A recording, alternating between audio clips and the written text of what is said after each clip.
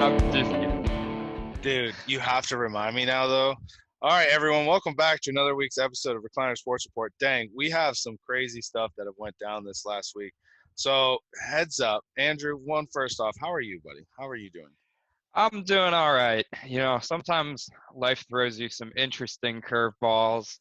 We talked about some stuff off the public internet that I'm not going to talk about on tape that people can see, but good friends and family and good mental health and good physical health and all things keep you moving forward.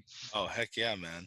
And yeah, what? Right, you're right. Wild week. So, last week's episode, bad news. It was episode 14, and it's ever going to go down now as the ghost episode because it happened, but you're never going to see it because we lost our hard drive. All of our stuff with Not even like deep in the archives or it's going to be discovered 100 years later. No, it's done. It's gone. They were going to charge us $500 to recover it, maybe. And I was like, you know what? It ain't that important. Our stuff's on YouTube. Again, maybe when we become, famous and people want our come up, but it's all on YouTube. So we're good. It's all there except for last week. So we're good. No big deal.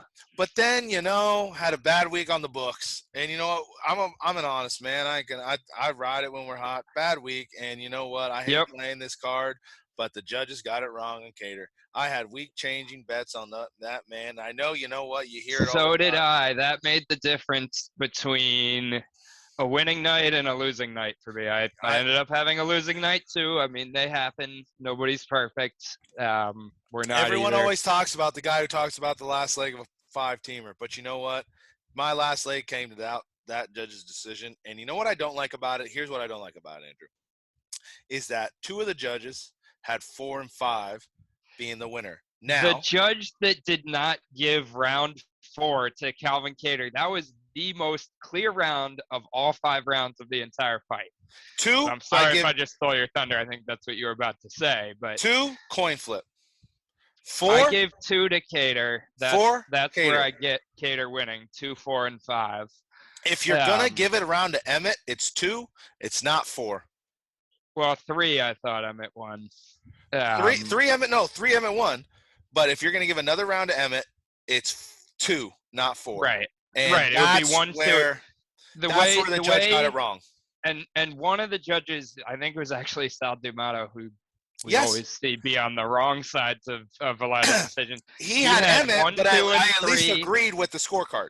Right. He had 1, 2, and 3 Emmett, and then 4 and 5 Cater. And I don't have a problem with that. I think it was Cater 2, 4, and 5. Yes. But I don't have a problem with Emmett 1, 2, and 3.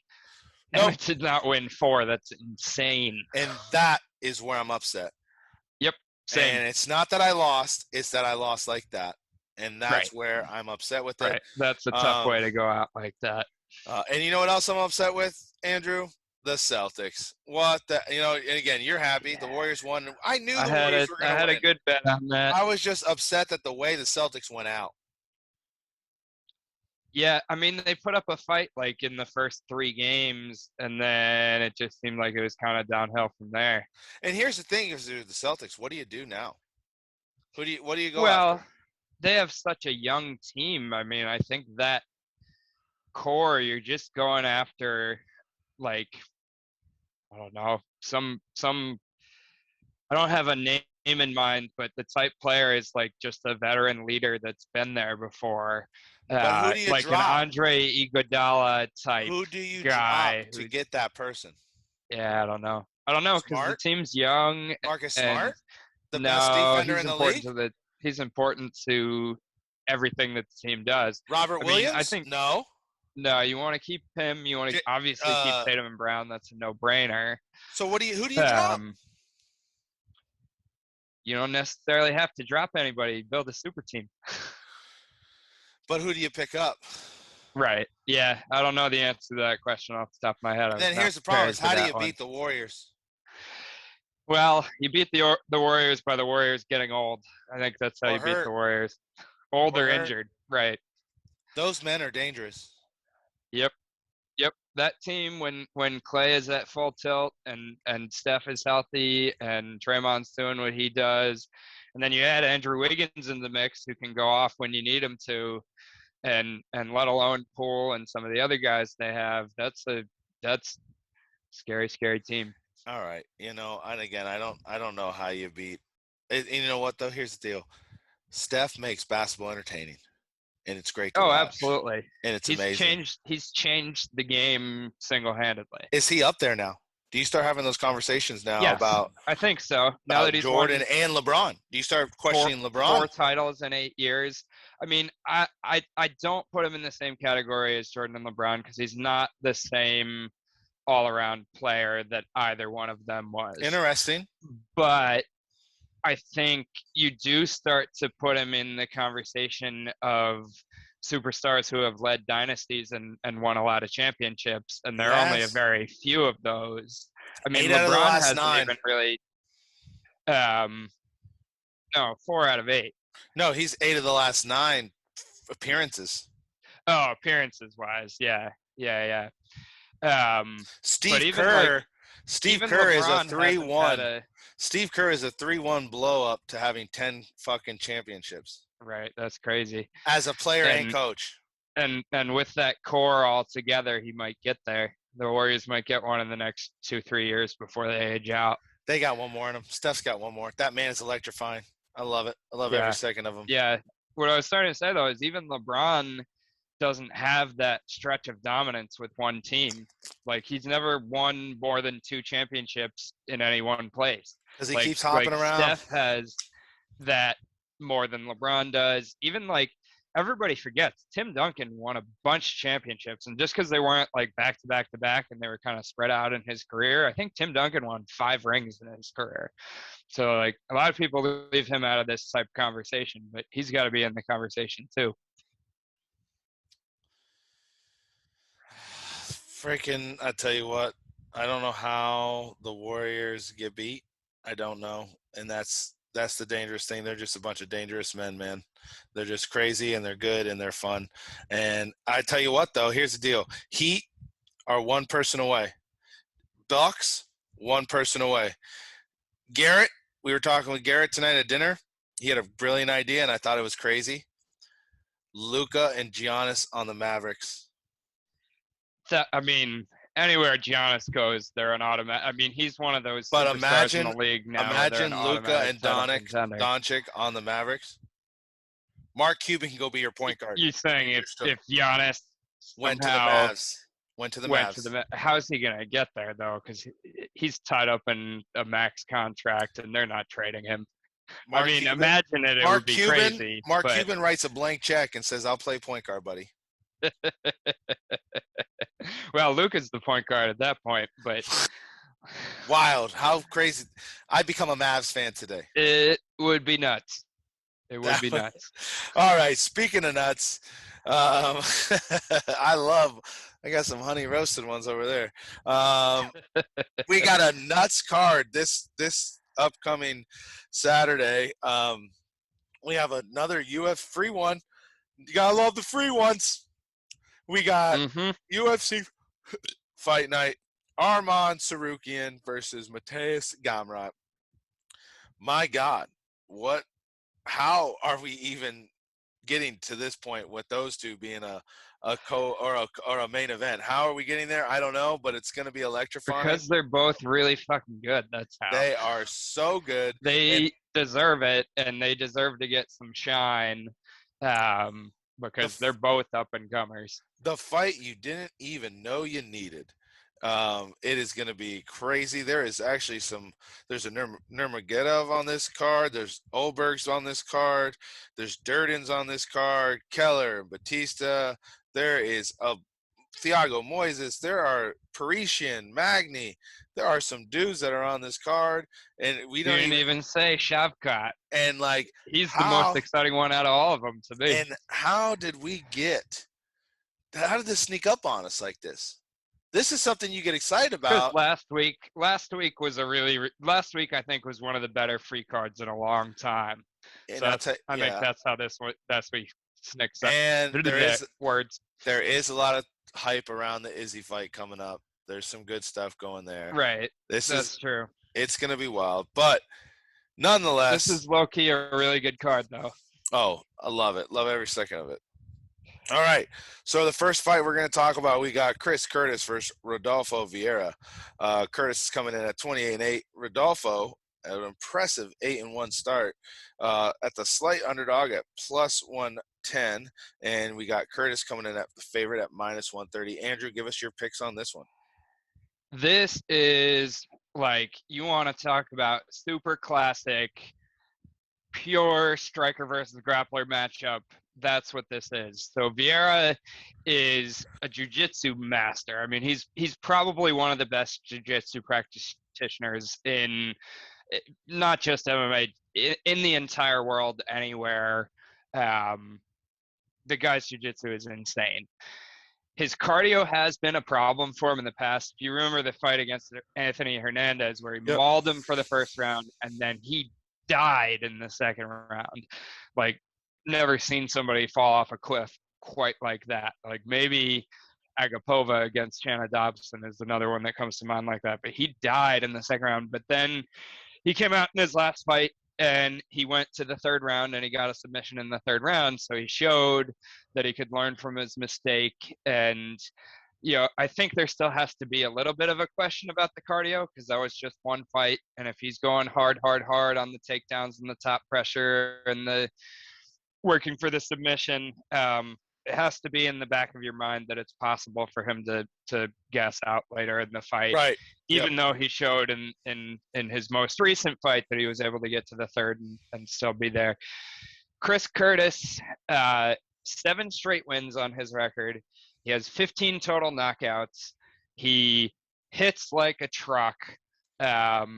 He is 2-0 with 2 knockouts against 2 pretty solid names in his UFC career so far. It's Brendan Allen and the other one I'm blanking on right now off the top of my head, but it's another name.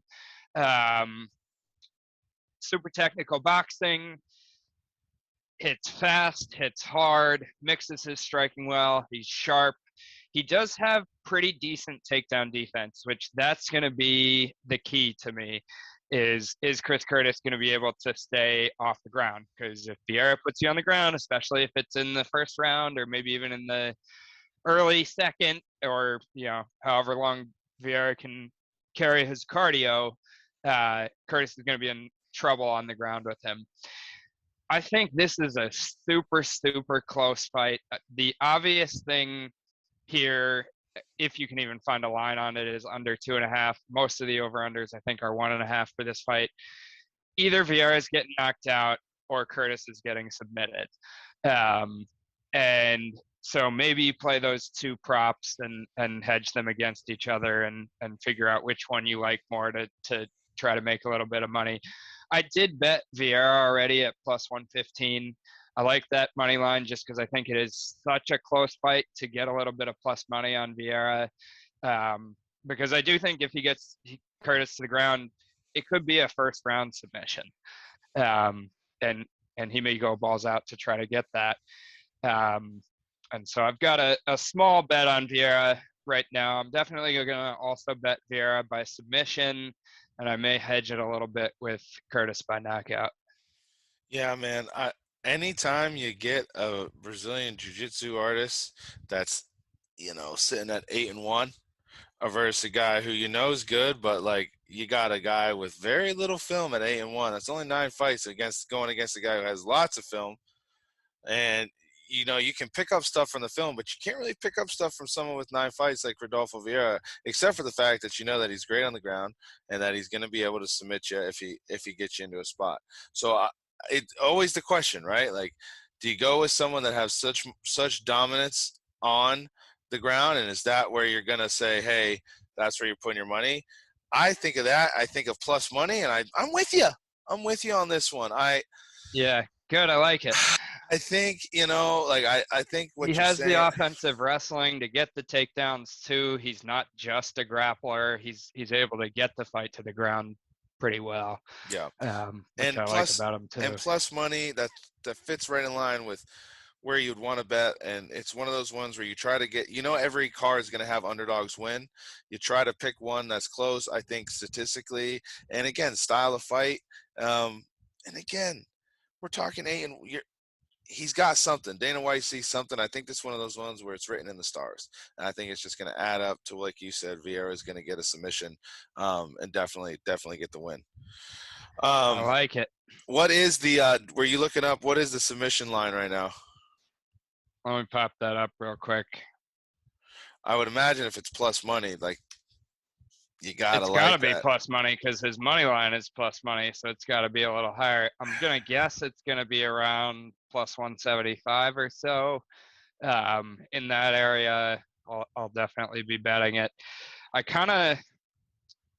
don't know. I'm torn on whether to wait a little bit and think that money's going to come in on Chris Curtis in the next couple of days, and that line's going to get even a little higher on that submission prop, or could wait and have the other thing happen where a whole bunch of people bet that one down because that's Vieira's obvious way of winning. And it even, like, the line, the money line on the fight has come down all week. Vieira, earlier in the week, I saw him at plus 130, and I'm a little unhappy with myself that I didn't hop right on that because I hadn't done my study at that point in time. And I like that number just glancing at it, but I didn't pull the trigger, and it's already down to the best line you can get now is plus 110, like you said off the top. Vieira by submission, you can get plus 180 right now. I think like that is, yeah, definitely worth a sprinkle for sure. Oh, that's definitely worth a sprinkle for sure. All right, the next fight we got Nate Manis versus Umar Nurmagomedov. Anytime you see a Nurmagomedov on the screen, here's my gambling advice to you: take him. All right, smash that. Nate is coming in at 14-1. Umar's coming in at 14-0. He is Khabib's cousin. Wide line. I don't know how you take it. You don't take it at minus 900 by itself. But here's where you get crafty. How's he going to finish him? And Andrew, to you, or is he going to finish him? Because by decision is a bet you can take too. Yeah, my first thought is I thought you were going to say anytime you see a Nurmagomedov, you smash that bet. But you're absolutely right. At like minus 900, minus 1,000, minus 1,100, wherever this line is, depending on your book, it's just not worth it. And it's not worth it for a couple of reasons. Manis is really tough. He's one of these guys, his fighting style is the type of fighting style that I like to bet on and not bet against. He has really solid grappling. He's got solid boxing. He's just super, super tough. He pushes the pace. He's got decent takedown defense. He's got some come from behind wins recently where he looked like he was getting finished and survived, turned it around and got the win. Super, super tough fighter. That being said, Umar Nurmagomedov's on the way to probably the top of the division, is probably going to win this fight. There's no way I'm touching minus 900. So it's right. Do you bet just inside the distance and say that he's going to finish the fight? Do you say that Nate Manis is really tough and that it's going to go to decision and Umar's going to win by decision? Do you say that the most likely, I think Umar's last 3 wins in a row are all by rear naked choke. So do you say Umar by submission? And sometimes there are the crazy books out there that will put what kind of submission. So you can bet Umar by rear naked choke, given how his last 3 have gone. Anyway, the quick and dirty breakdown on Umar. He's got incredible kicks, really, really good movement in the cage. And his hands have definitely been getting better over time. But his calling card is the wrestling. He's looking to take you down, wear on top of you, and most likely work to the back and get that rear naked choke like he has in his last 3 fights. But he certainly has submissions from other positions. He's got ground and pound. I could totally see him winning this by head kick knockout. So I don't have a bet on this fight at all so far. I may not in the end because I can see a lot of different scenarios playing out. And so it may just end up being a enjoy watching Umar fight for me. Well, you are right. For Scott Nurmagomedov, bet on him. Now, here's the deal. I got Nurmagomedov in a parlay, 5-teamer. He's sitting in there just because I like him, and that's every time you bet a 5-teamer and you have a big favorite, you gotta sprinkle that in. Here's what I'm going for: round 1 finish.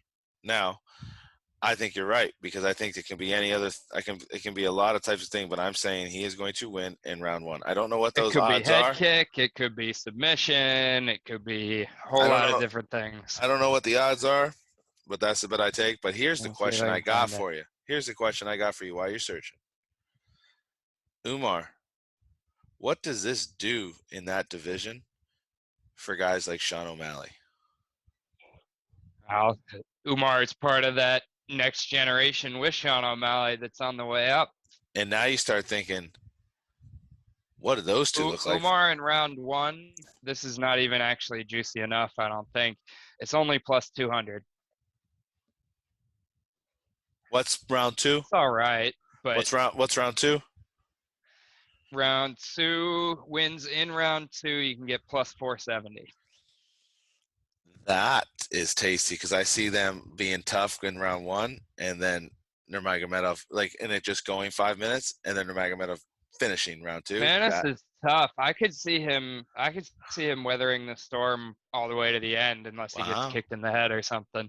I can Wow. see it. I'm not saying it's going to happen. I'm just saying I can see it as a likely enough possibility that the Umar inside the distance bet is not one that I'm going to take. As Owen Wilson would say, wow.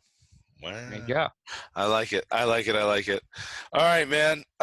Nonetheless, you don't know what's going to happen in that fight, but if we're going to bet on one, I'm going to change my mind. Round 2. Keep the change.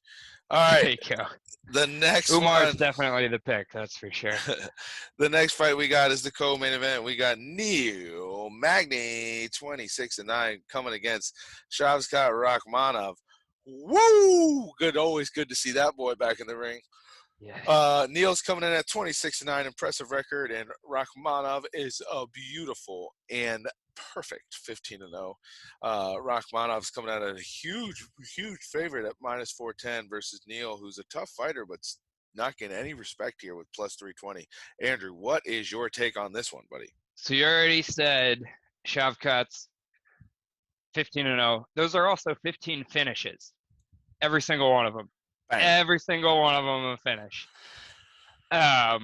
This dude is the new hotness, and it's not by accident. And I don't know if it's going to be this fight or maybe it takes one more after this, but I think this dude, I don't know enough to know, does he have the personality like Khamzat does? But he's going to blow up like Khamzat did, I believe.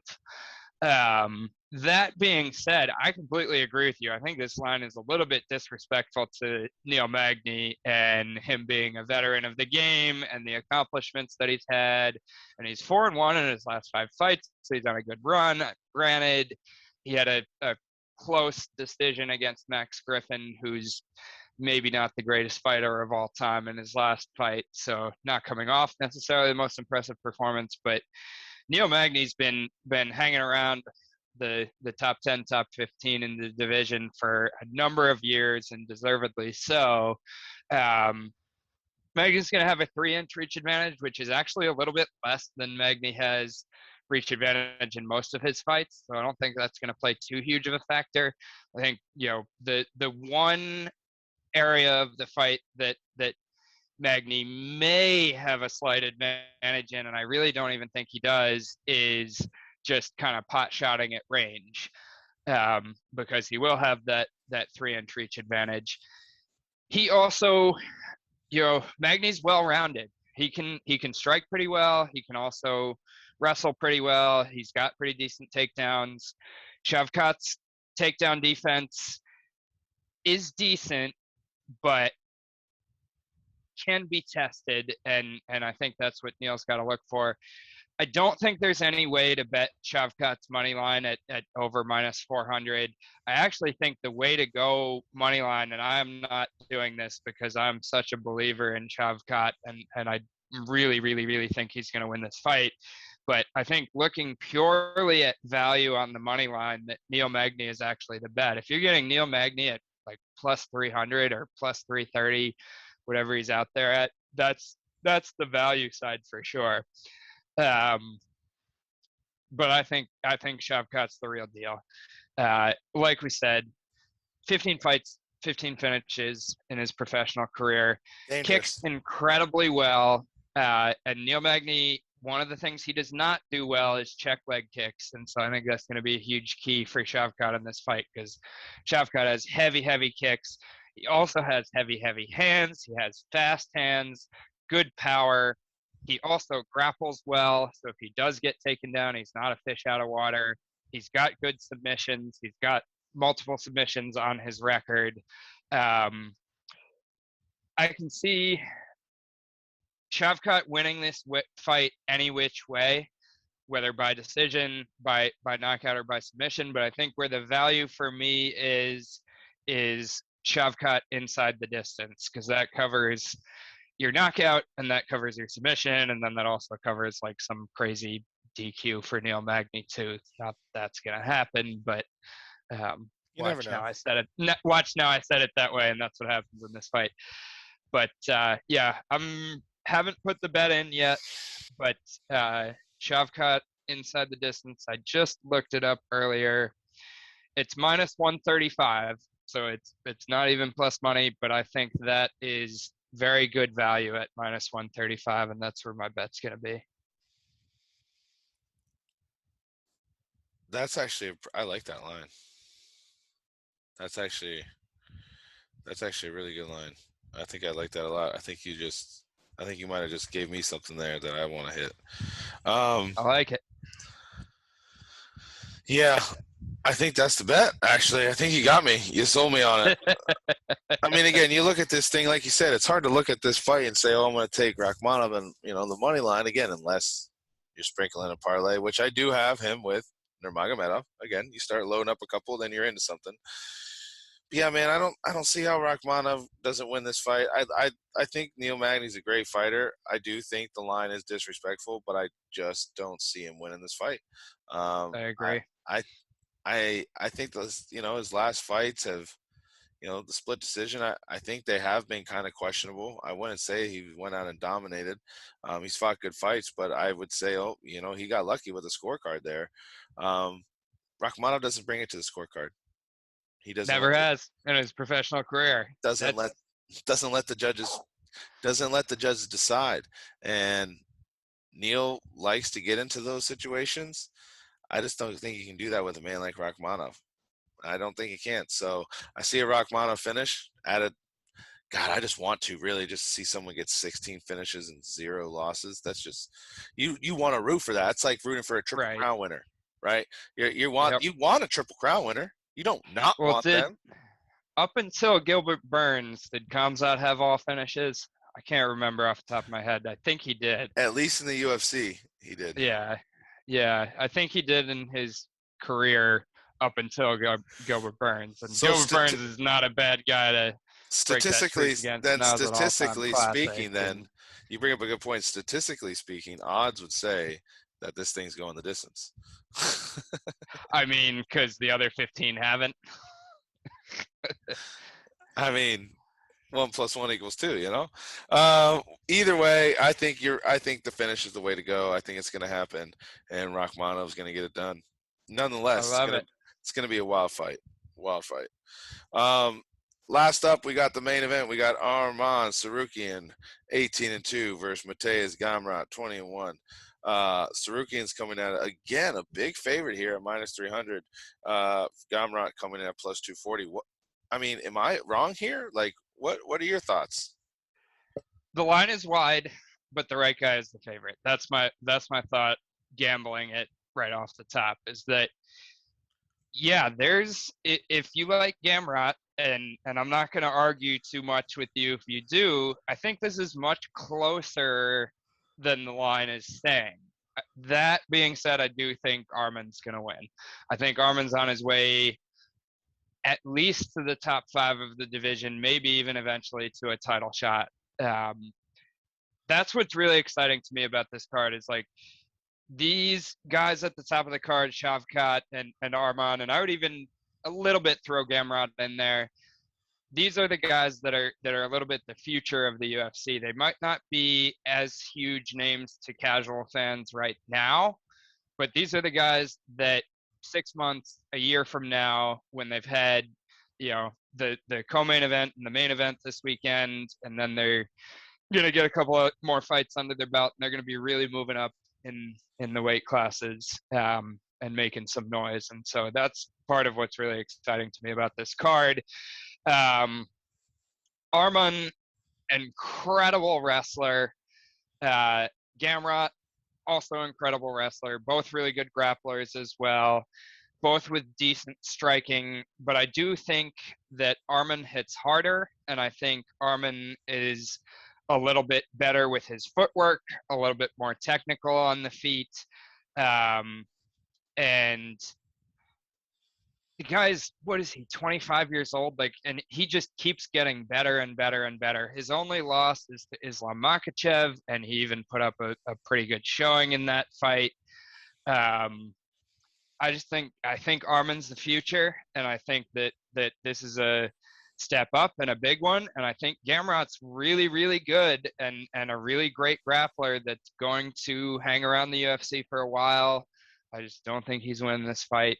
And so because it could play out, I sound like I'm just being kind of ambivalent, I guess, on this card. Oh, I can see it playing out this way, that way, the other way.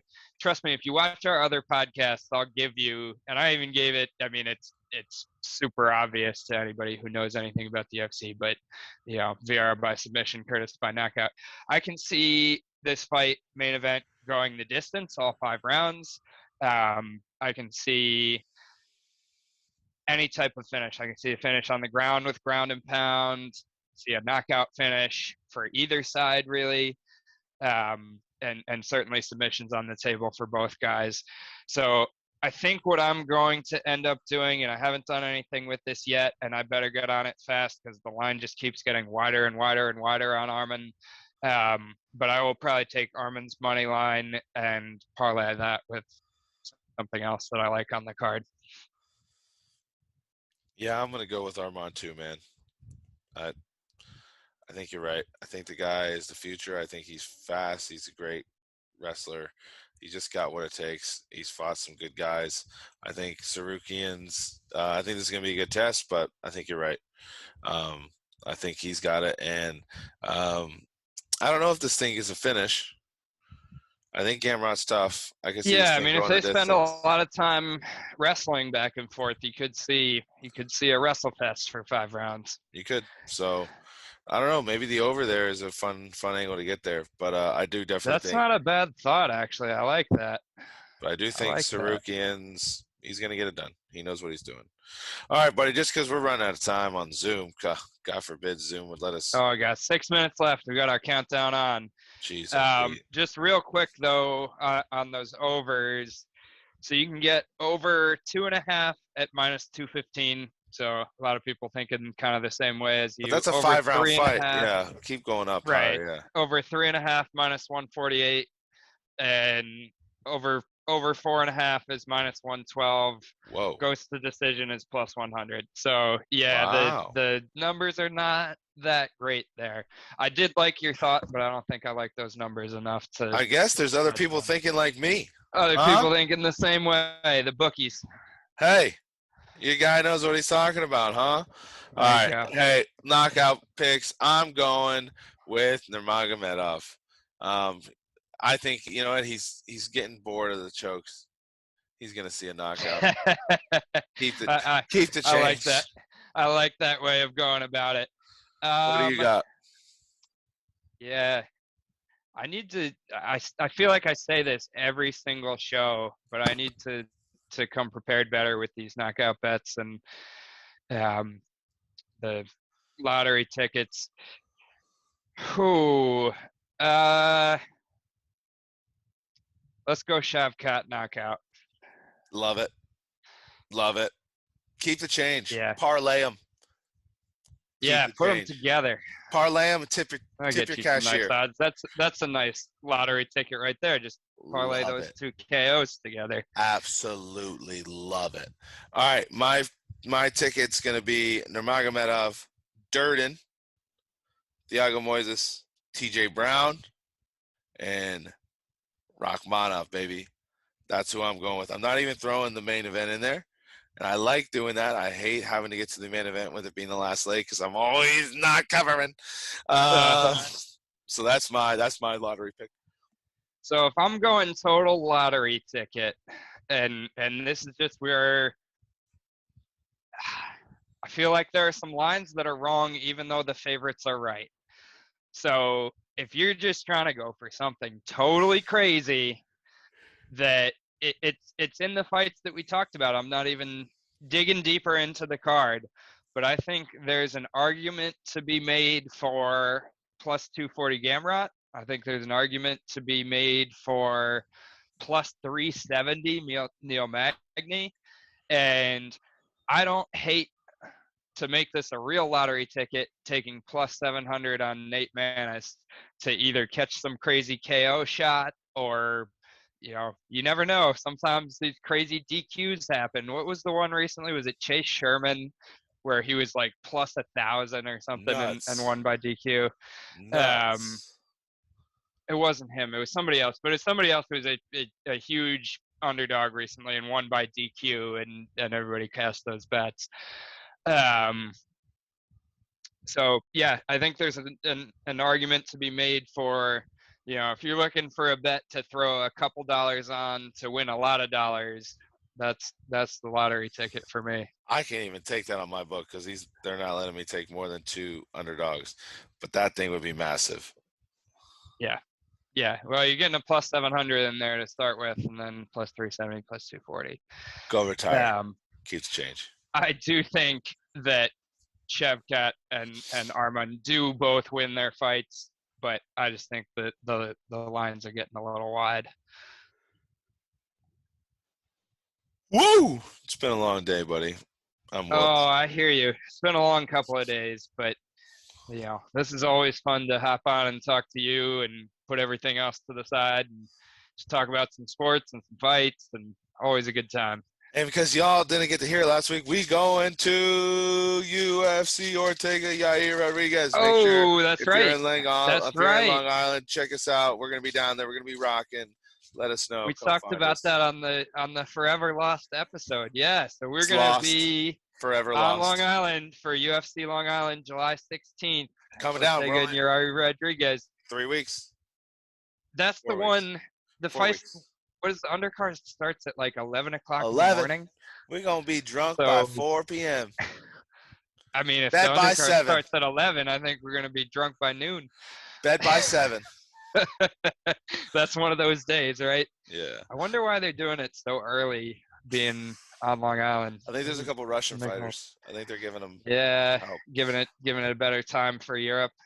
Yeah. But all right. Well, we're on our brunch and watch some fights. Love it. All right, we're less than a minute. I don't want to cancel us before we don't sign off. So until next time, thanks all for watching. Keep the change. Keep the change. We love you.